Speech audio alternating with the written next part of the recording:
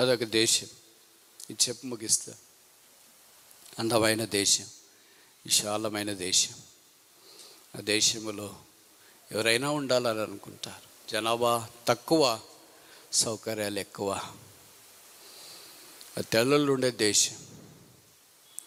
తెల్ల దంపతులకు కుమారుడు జన్మించిన వాడు స్కూల్లో చదువుకుంటూ ఉన్నాడు. 10th క్లాస్ అనుకోండి. వాళ్ళ కోర్సులు వేరే, మన కోర్సులు వేరే, కానీ మనకు అర్థం కావటానికి నేను చెప్తాను. ఆ 10th క్లాస్ చదువుతుంటే రిజల్ట్స్ వచ్చినాయి. ఆ పిల్లోడు ఫెయిల్ అయినాడు. అది తల్లిదండ్రులకు తెలిసింది. మీరు తల్లిదండ్రులు అంటే వాళ్ళు ఎప్పుడు మీ విషయమే తిడుతూనే ఉంటారు, లేకపోతే ప్రేమ చూపిస్తూనే ఉంటారని మాత్రమే అనుకుంటారేమో. వాళ్ళు మీకు తెలియకుండా బాధ కూడా పడుతుంటారు, ముఖ్యంగా రాత్రిపూట. అలాగే ఒకరోజు భార్య భర్తలు పడక మీద ఉండి వాడికి రిజల్ట్స్ వచ్చినాయి, వాడు ఫెయిల్ అయినాడు. భార్య మామూలుగా భార్యగా స్టార్ట్ చేసే స్పీచ్.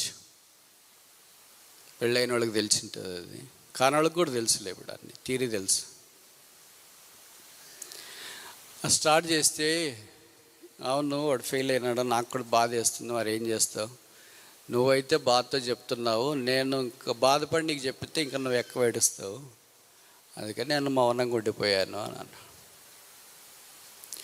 వీళ్ళిద్దరు మాట్లాడుకునేది ఎవరన్నా 10వ తరగతి ఫెయిల్ అయినాడో దూరం నుండి వింటున్నాడు. ఓవర్ హియరింగ్ అంటారు కదా, అక్కడ వింటున్నాడు. అప్పుడు వాళ్ళ అమ్మనింది, what shall we do this fit for nothing son. దేనికి తరముగా నీ కుమార్ని ఏం చేస్తామో. ఇప్పుడు వాళ్ళ నాయన అన్నాడు, ఇంకొక అవకాశం ఇస్తాం, మళ్ళీ వాడు పరీక్ష రాసి సప్లిమెంట్ పాస్ అవుతాడేమో చూస్తాము. 2-3 అవకాశాలు ఇస్తాం, పాస్ అవుతాడేమో. ఇంకెక్కడ తరం కాకుండా పాస్ కాకుండా ఉంటే అప్పుడు ఆలోచిస్తాములే, ఇప్పుడు కొన్ని అవకాశాలు ఇస్తాము అన్నారు. అలా రాత్రి బాధతో అలాగే పడుకున్నారు. ఈ పిల్లోడికి ఆ రాత్రి నిద్ర పట్టలేదు.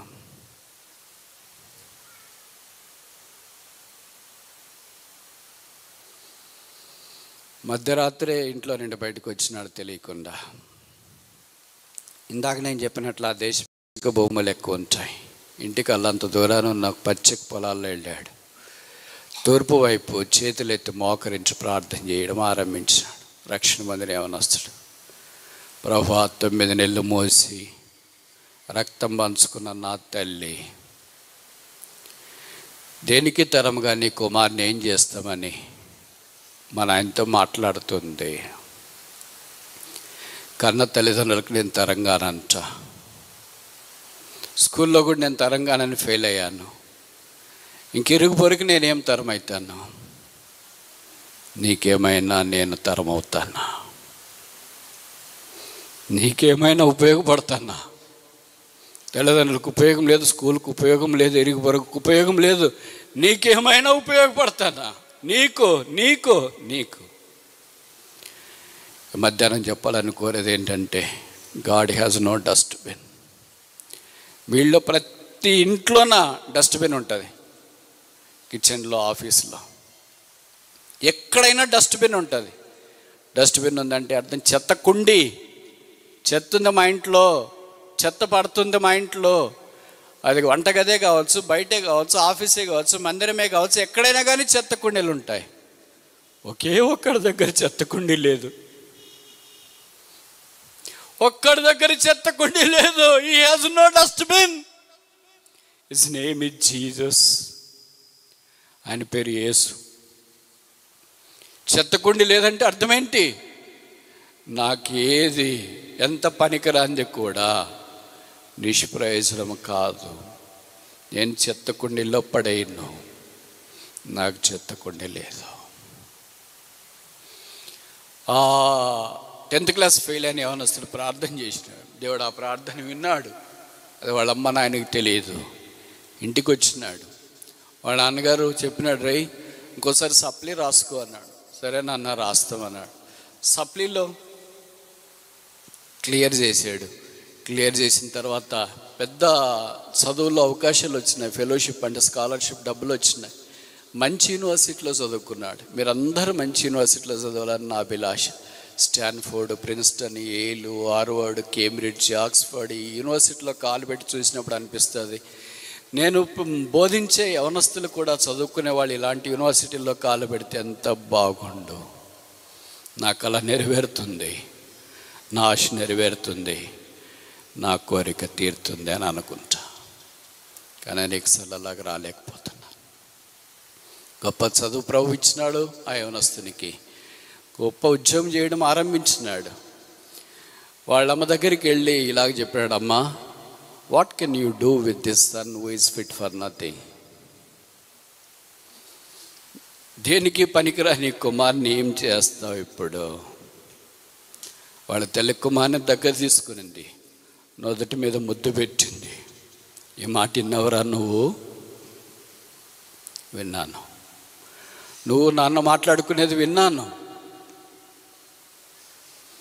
కానీ బాధతో చెప్పాను, ఇబ్బందితో కాదు. ఇప్పుడమ్మా యేసు ప్రభు నన్ను వాడుకున్నాడు, ఇప్పుడు చదువు ఉద్యోగం ఇచ్చినాడు, ఇప్పుడు ఆయనకి నేను కావాలంట. ప్రార్థన చేయండి, ఆయన సేవ కొరకు నేను వెళుతా. వాళ్ళమ్మ దగ్గరికి తీసుకునింది, ఏడుపుతో ముంచెత్తింది, కన్నీరు కారిపోతుంది. What can I do with this son who is fit for nothing? దేనికి తరం కానీ కుమార్ నేనేం చేయాలా? ప్రభు అన్నాడు, సెండ్ హిమ్ ఫర్ మీ, నా కొరకు పంపించు. నీకేం ఉపయోగం లేదు కదా వాడు, నాకు ఉపయోగం, నా కొరకు పంపించు. ఆయన సేవకు వచ్చినాడు, గొప్ప సేవకుడు అయ్యాడు.